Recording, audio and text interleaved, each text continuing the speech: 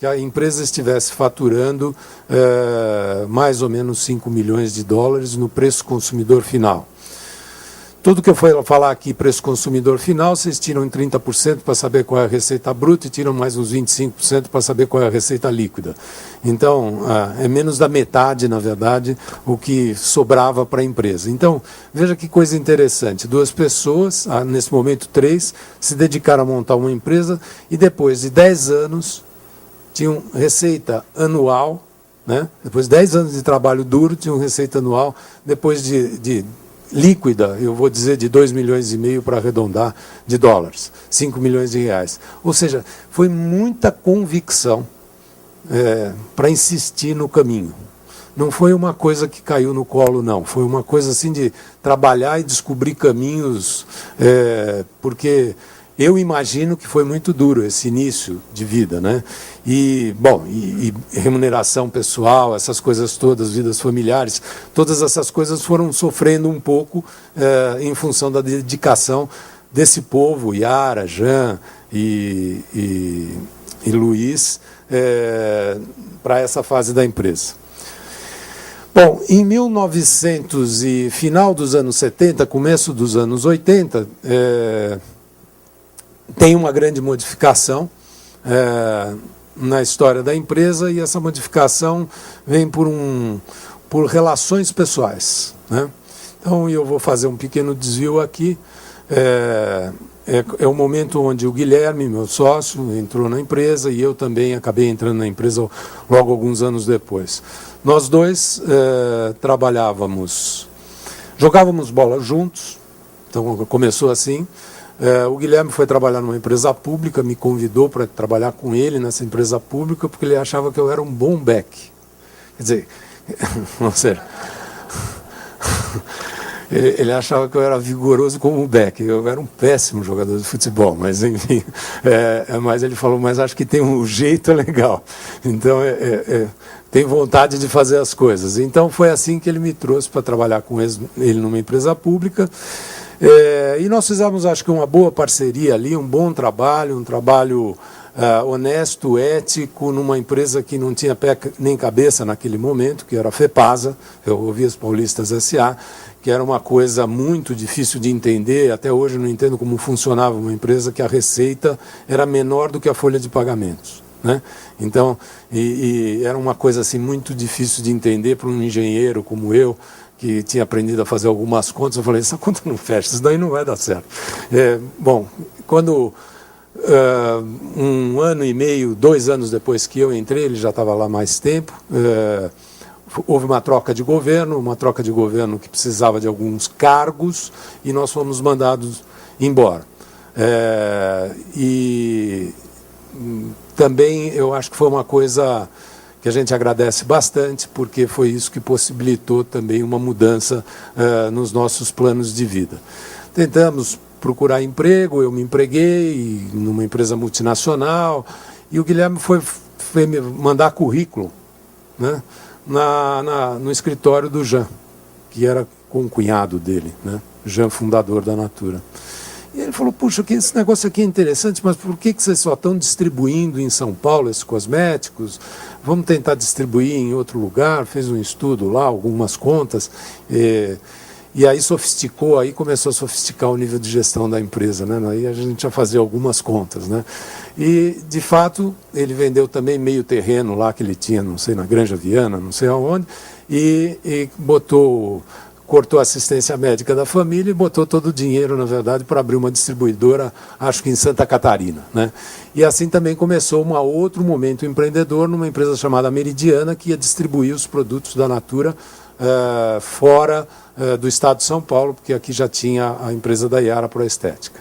Bom, esse modelo começou a funcionar de uma forma bastante boa, tinha uma certa competição interna entre estas empresas para ver quem crescia mais, etc, etc. Então tinha uma energia empreendedora bastante boa, a gente quase tinha um formato de unidades de negócio, sem saber, naquela época ninguém falava que era unidades de negócio, né? E esse modelo começou a dar certo quando eles decidiram também falar, vamos montar uma outra fábrica, né, que faz perfumes e maquiagens, produtos que a Natura não fazia. A Natura só tratava de cabelo e pele naquele momento, né?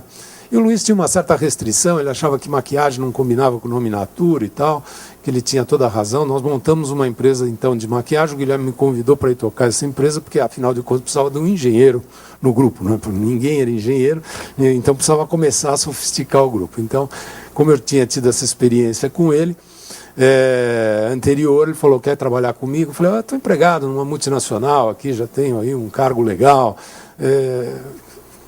o que eu venho fazer aqui? Não, se der certo a gente vira sócio. Então, estou nessa. Se der certo a gente vira sócio, estou nessa. Foi no fio do bigode, eu já conhecia muito as pessoas, né? Tinha muita confiança nas pessoas, e saí de uma empresa que eu tinha 700 subordinados, que era a Filtrona, hoje mudou de nome, acho que é Global Pack, para ir para uma empresa que tinha 17 funcionários, né? E foi assim que começou a segunda fábrica nossa. Então tinha a Natura, a L'Arc-en-Ciel, a maquiagem naquela época a gente imitava marcas francesas, né? Então tinha todo mundo. Passado também tem umas coisas engraçadas, mas, enfim, a L'Arc-en-Ciel, e aí as duas distribuidoras, depois teve uma terceira no Rio de Janeiro. E aí se montou o que a gente chama de Sistema Natura, na época chamava Sistema, que era um conjunto de 5 empresas, e aí a competição interna entre essas empresas, o empreendedorismo, tudo gente jovem, quer dizer, todo mundo começando a vida praticamente, foi exemplar para viver num momento que o país vivia uma crise muito grande. Os anos 80 era um filme de horror completo, o cenário econômico, cenário político, um ministro da Fazenda ficava assim, 45 dias já era uma vitória, né? Então, era um problema, hiperinflação, tudo que vocês imaginam, correção de preço diária, era uma coisa... Mas a gente, aquele jeito meio um pouco... eu diria, jovem, ousado, um pouco também despreocupado, eu diria, né?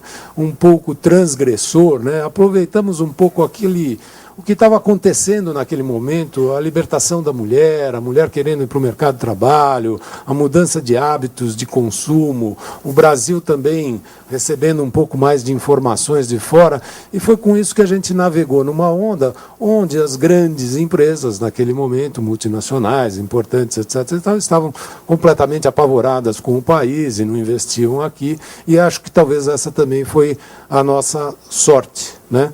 Que a gente não teve uma competição no posicionamento de qualidade, de excelência, que a gente pretendia ter, apesar de saber que nós não tínhamos toda a tecnologia dos nossos concorrentes, né? Quer dizer, eu fiz várias viagens, né, para ir ver produtos de maquiagem, de perfumaria, fora do Brasil, trazia uma malinha, 3 unidades, vinha aqui, e a gente falava que a gente não copiava, a gente transcriava, né, na verdade.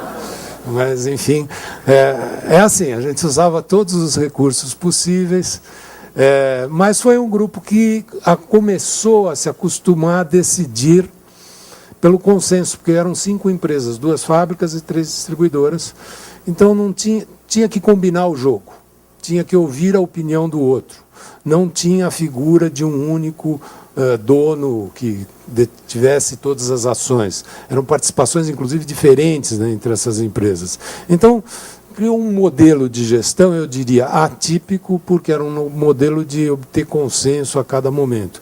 Isso se reflete depois na história da empresa, porque com papéis um pouquinho diferentes, mas nós sempre tivemos 3, 4 presidentes, né? Quer dizer, às vezes é difícil ter um, né? Nós já temos 3, 4, então é uma história de pessoas que combinam o jogo para fazer. Então, foi bom. Essa década aí, apesar dos problemas econômicos, a gente cresceu, e aí de 5 a gente passou no agregado para 170 milhões de dólares. Esses números são todos estimados, porque não tem nenhum papel contábil a respeito para resgatar essa história, mas é mais ou menos isso, tá? 170 milhões de dólares, e está em dólar porque também eu não sei nem qual era a moeda do país da época também, né? Também tem isso, né? Não eram reais, né? Então 170